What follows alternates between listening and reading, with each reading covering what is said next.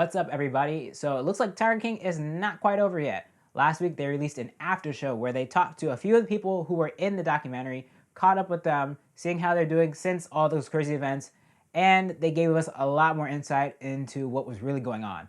So let's get right into it. But actually, before that, I want to make a correction to my spoiler review that I did a couple weeks ago, where I had said this. Looking at all the stuff that they presented, I don't think she necessarily killed him, but I definitely think he made a run for it or like just went into hiding because everything about it just seemed so sketchy. And I did kind of think about like, wait a minute, why did I say that? So going back, rewatching some things and looking back at certain things, yeah, she definitely did it. I mean, now the part that I'm still kind of iffy about is, did she actually feed her husband to tigers? That part is still kind of crazy. And there are some other conspiracy theories of how this actually happened, like what she actually did. But ultimately, I would like to retract my previous statement, and I do think she was involved in whatever happened to her ex-husband, whether it was feeding him to tigers or some bigger conspiracy. But yeah, she was definitely involved. All right, now, that aside, let's talk about the after show. This was hosted by Joel McHale, who we know from Community and The Soup. Really funny guy, and I think he did a great job of hosting this, talking to everybody. He was really chill, was really cracking jokes. He was actually kind of savage with some of the jokes too. Like, he did not hold back, which I really loved about it. It just made it a lot more fun and entertaining. So one of the main things that we got out of this after show is a lot more insight into who Joe Exotic was and like the parts of him that they left out of the documentary. One big takeaway I got from this is that Joe was actually a really big jerk to the staff, which we got a little bit of a glimpse of in the actual documentary, but we really didn't get to see the full extent of it. We hear from a lot of the workers from his zoo, like in this after show, that he was really, really a jerk to both the staff and the animals. We even get more insight into how he was killing a lot of the tigers, not because they were sick or injured, but because he wanted to make room for more tigers. So this guy was actually really, really messed up. On top of that, they also reveal that he was actually scared of the tigers. And you can kind of pick up on that in the documentary, but they didn't really elaborate on it. Another interesting thing about this after show is that there are a couple members of the staff who were accused of doing drugs, which was kind of weird. Like, people were making jokes about, oh yeah, this guy's on meth, this guy's doing this. It was mainly Eric and Joshua Dial, Joe Exotic's campaign manager, and they were talking about like, no, I don't do drugs, it's just how I am. And I thought that part was kind of messed up. I did feel bad for them.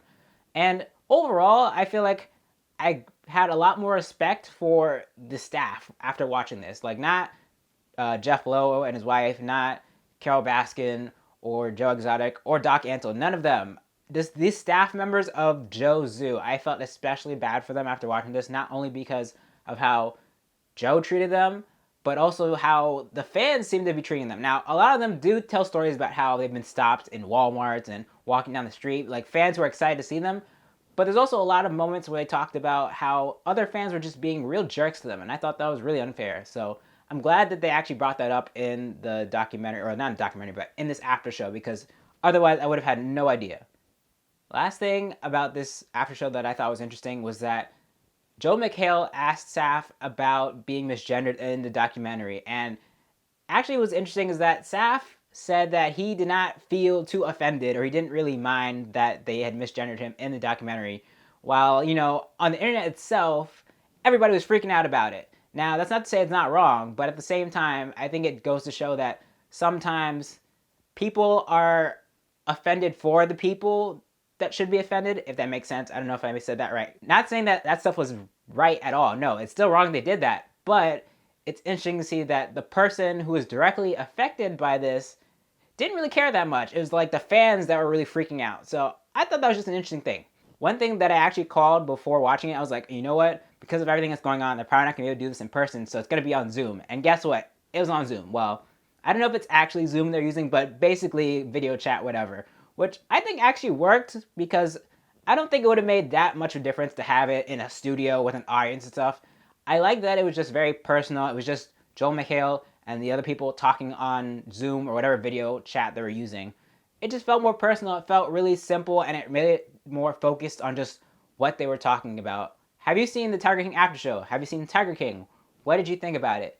Let me know down in the comments. Also, don't forget to like this video, share it, and subscribe. Before I wrap this up, I just wanted to say I've been going through kind of a funk lately, and I think a lot of creatives have been feeling this too, where you just don't have necessarily the motivation to create videos or take pictures, that kind of stuff.